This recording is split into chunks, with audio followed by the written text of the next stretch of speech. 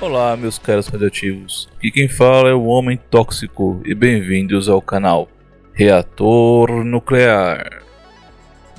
A energia nuclear que eles entregam hoje é a continuação da lista dos próximos lançamentos do cinema e da TV que são baseados em obras literárias. Como eu acho interessante ler a obra original antes de ver o filme ou a série de TV, pensei em fornecer essa lista a vocês. E conforme já disse em outro vídeo, é muito bom conhecer o material original para saber o quão respeitosos foram com o material e quão respeitosos estão sendo com os fãs. Um ótimo exemplo recente foi a tenebrosa e desagradável série Anéis de Poder, que além de ser tecnicamente ruim, não respeitou os fãs de Tolkien e seus criadores iniciaram uma série de mentiras para proteger a produção de forma imoral. É claro que quem apontou quão ruim a série era foram aqueles que leram O Senhor dos Anéis e outros livros da Terra-média. Sem os leitores e os fãs, não saberíamos como perverter o trabalho do professor J.R.R. Tolkien. Agora, sem perder mais tempo, dê a sua curtida e vamos nessa. Produção número 1: A Cantiga dos Pássaros das Serpentes, ou The Ballad of Songbirds and Snakes. O quinto filme de Jogos Vorazes será uma prequel, com a história se passando muitos anos antes da história original. Baseado no livro de mesmo nome da escritora Suzanne Collins, o livro lançado em 2020, A Cantiga dos Pássaros das Serpentes, já foi publicado aqui no Brasil em 2021 pela editora Rocco. A previsão para chegar ao cinema é 17 de novembro de 2023. Eu gostei dos filmes de Jogos Vorazes estrelados por Jennifer Lawrence, acho que vou gostar desse também e já adquiri o livro. Eu espero conseguir ler até a estreia em julho. Próximo, produção número 2, A Cor Púrpura, ou The Color Purple. Baseado na obra de Alice Walker, a história se passa entre as guerras mundiais, situada no sul dos Estados Unidos, e é centrada na afro-americana Sally Harris, uma jovem que é constantemente estuprada pelo pai e acaba sendo casada à força. Ela passa diversas situações horríveis, geralmente ligadas aos homens negros, até encontrar a cantora Shug Avery, que lhe mostra um outro lado da vida.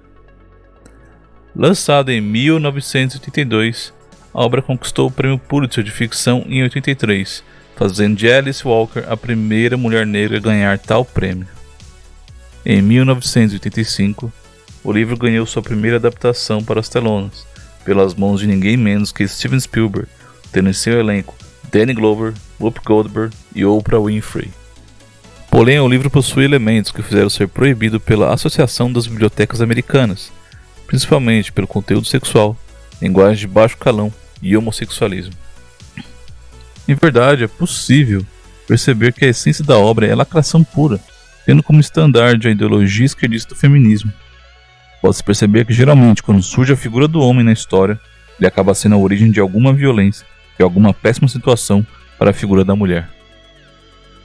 Tanto que uma crítica constante na época foi a estereotipização do homem negro. Em 2012, Alice Walker se envolveu com outra polêmica. Ela proibiu a publicação de sua obra em Israel em um ato evidentemente racista contra os judeus. De acordo com ela, ela é pró-Palestina e queria o fim do apartheid contra os palestinos. Por óbvio, é mera desculpa para esconder seu preconceito. Ou tem total desconhecimento sobre a situação no Oriente Médio. Além disso, não podemos esquecer que uma das agendas da esquerda é pró-Palestina. The Color Purple, a nova adaptação, tem estreia prevista para dezembro de 2023. A minha opinião é a primeira vez que ouvi falar de A Cor Púrpura, parecia algo interessante, pois parecia um personagem que consegue suportar os males e desgraças da vida através da fé. Porém, pesquisando mais, descobrimos que o homossexualismo, de forma direta ou velada, é algo constante na obra. E como sabemos, a relação de pessoas do mesmo sexo é crime contra a natura e um pecado contra o Espírito Santo. Então, a fé da personagem é uma fé vazia. É claro que este eu vou deixar de lado, pois assisti-lo a alimentar a máfia das letrinhas e o ativismo feminista, elementos que destruíram a sacralidade da família. Ou seja, não tem qualquer motivo para ver isso. Próxima produção, produção número 3, Assassinos da Lua das Flores, ou The Killers of Flower Moon. Dirigido e produzido por Martin Scorsese, Assassinos da Lua das Flores é um longa-metragem faroeste dramático estrelado por Leonardo DiCaprio. A produção é baseada no livro de mesmo nome, escrito por David Grann, publicado em 2017. O livro conta a história dos assassinatos de membros da tribo indígena Osage após a descoberta de petróleo em suas terras no estado de Oklahoma na década de 1920, resultando no envolvimento de J. Edgar Hoover, o primeiro chefe do FBI. A previsão do lançamento está para maio de 2023 nos cinemas. E esse realmente estou querendo ver, já adquiri o livro, estou esperando chegar e parece muito bom. É Martin Scorsese com Leonardo DiCaprio e Robert De Niro, não tem como errar, né? Produção número 4. Os Filhos de Anansi, ou Anansi Boys. A Amazon está preparando uma minissérie de 6 episódios que adaptará o livro do escritor e quadrinista Neil Gaiman. Apesar de Neil Gaiman ser muito odiado pelas suas recentes lacradas nas redes sociais e permitir que a Netflix adapte muito mal sua magna opus, Sandman, ele escreveu ótimos livros, e Filhos de Anansi não é uma exceção. Eu lembro que eu li esse livro há muito tempo, que foi publicado em 2005 originalmente. E eu lembro que eu achei muito divertida a história, foi bem interessante os personagens, bem construída a história. E realmente eu me surpreendi quando eu descobri que o deus Anansi realmente existe na mitologia africana. Uma das características das obras de Gaiman é sempre haver um elo entre o mundo que conhecemos e algum mundo fantástico. No caso aqui, o elo é o próprio personagem central, Charles Nance, um tímido e comum morador de Londres que recebe a notícia que seu pai, o Sr. Nance, morreu. Para atender o funeral de seu pai, Charlie vai até a Flórida, nos Estados Unidos. E lá, através de uma antiga amiga da família, ele descobre que seu pai era na verdade o deus Anansi, a divindade em forma de aranha, também conhecida como o deus das histórias, do conhecimento, da sabedoria e do engano. Pois Anansi é um deus trickster, um enganador. E ele realmente existe nos mitos do povo Akan, e é muito difundido em Gana e Costa do Marfim. Então aos poucos Nance vai entendendo sua origem, e um mundo fantástico vai se abrindo para ele, conforme ele vai compreendendo sua herança. Ainda sem data de estreia, a minissérie estava prevista para este ano de 2023, mas parece que houve atraso na pós-produção e o mais provável é que só vamos conhecer a série em 2024. Antes de passar para a próxima produção, vale uma observação. Quando eu li o livro, eu imaginei os personagens como se fossem brancos caucasianos, pois a história começa na Inglaterra. Na época eu não tinha noção da quantidade de imigrantes da África e do Oriente Médio que estavam aportando na Inglaterra. Então o elenco ser de maioria negra faz todo o sentido. Porém, infelizmente, aquela escrota da Whoopi Goldberg, uma lacradora de merda, que afirmou que o Holocausto não foi um genocídio racial, vai participar. Eu sinceramente espero que Gaiman e a Amazon não transformem a adaptação numa coisa dramática, a instrumentalize para se tornar uma ferramenta sócio-racial. O livro é divertido e às vezes até engraçado, então vou tentar reler o livro antes da estreia. Eu até recomendo a leitura de Os Filhos de Anansi. Produção número 5. O Problema dos Três Corpos. Ainda sem previsão, a Netflix anunciou a adaptação do livro do escritor chinês Liu Cixin, O Problema dos Três Corpos, um sci-fi que mistura política e astrofísica. A história gira em torno de Ye Wenji durante a Revolução Cultural imposta por Mao Tse-tung entre 1966 e 1976. Ye é uma estudante de astrofísica que testemunha seu pai ser morto durante uma sessão de tortura perpetrada pela Guarda Vermelha. Além disso, ela é presa como traidora de Estado. Porém, sua chance de sair da prisão surge anos depois, quando ela é recrutada por 2 cientistas militares para trabalhar no projeto Iniciativa Costa Vermelha, para buscar vida inteligente fora da Terra. Então, após alguns anos, ela descobre a civilização de Trisolares e faz de tudo para eles invadirem a Terra para buscar vingança pela morte de seu pai. O livro faz parte de uma trilogia intitulada Lembranças do Passado da Terra, e foi publicado originalmente na forma serializada em 2006 na revista chinesa chamada Mundo da Ficção Científica. Uma curiosidade, em 2021 algo muito estranho ocorreu.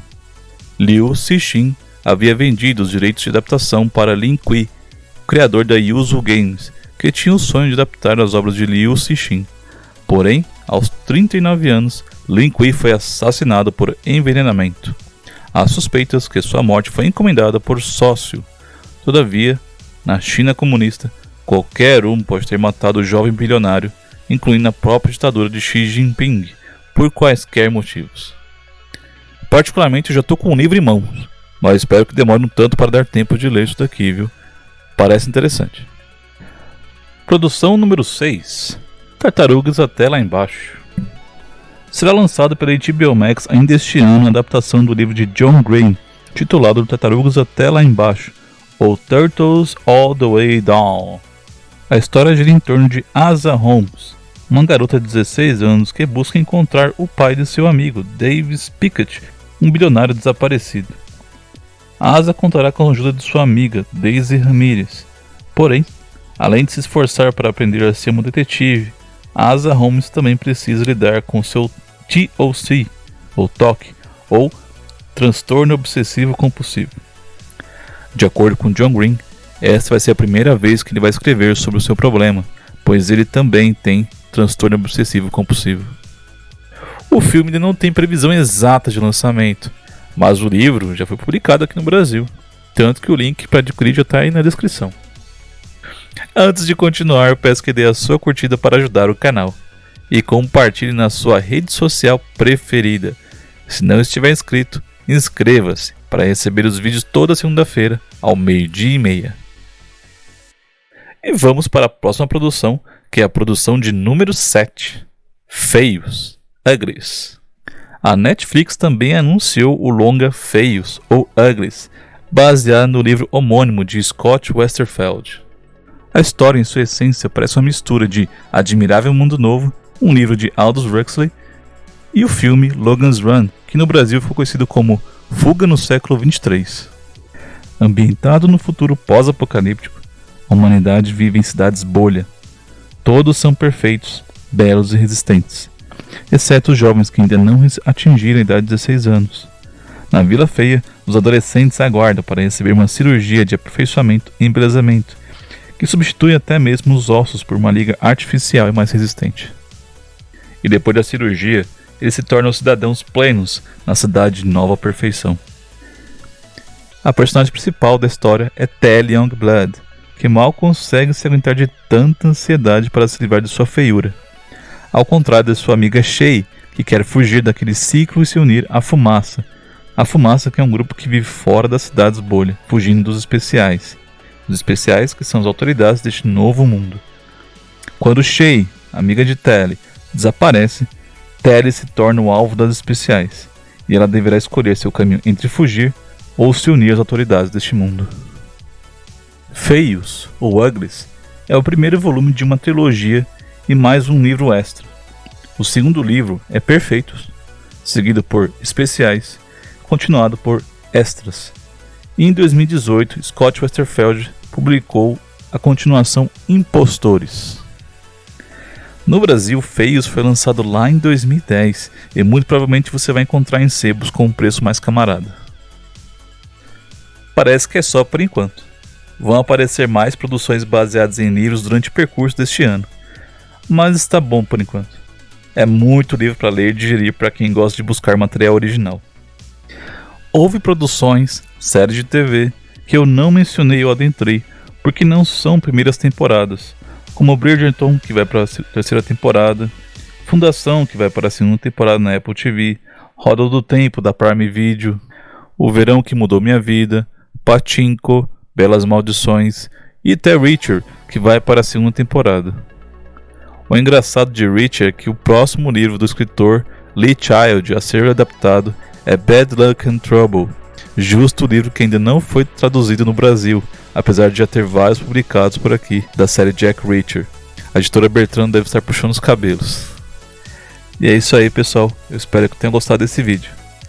Se você já leu algum desses livros, comente aí e compartilhe a sua opinião. Fico por aqui, até a próxima, e lembre-se, masculinidade tóxica é a masculinidade normal. Coma carne, faça exercícios, ore a Deus e desenvolva sua inteligência. Seja homem, seja tóxico, vou partindo deixando aquela radiação tóxica a todos. Fiquem com Deus.